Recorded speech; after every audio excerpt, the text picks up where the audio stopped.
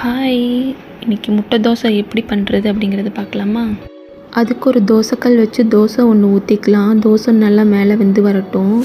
அதுக்கப்புறம் ஒரு முட்டை உடைச்சி ஊற்றி அதில் வெங்காயம், பச்சை மிளகா, கருவேப்பிலை, சீரகம், மஞ்சள் தூள், மிளகுத்தூள், கரம் மசாலா, உப்பு இதெல்லாம் சேர்த்து நல்லா பீட் பண்ணி எடுத்து வச்சு இதில் ஸ்ப்ரெட் பண்ணி விட்டுக்கலாம்.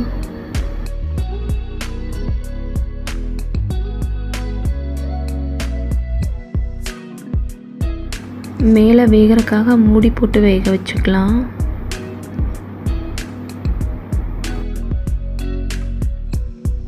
இப்போ நல்லா மேலே வெந்துருச்சு. இப்போ திருப்பி போட்டு எடுத்துக்கலாம்.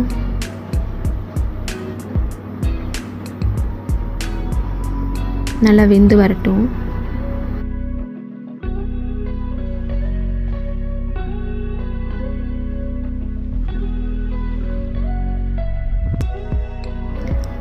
அவ்வளோதாங்க, சூப்பராக வெந்து வந்துருச்சு. முட்டை தோசை ரெடி ஆயிடுச்சு. இதே மாதிரி நீங்களும் வீட்டில் ட்ரை பண்ணி பாருங்கள். இந்த வீடியோ பிடிச்சா மறக்காமல் லைக் பண்ணிக்கோங்க. டாட்டா.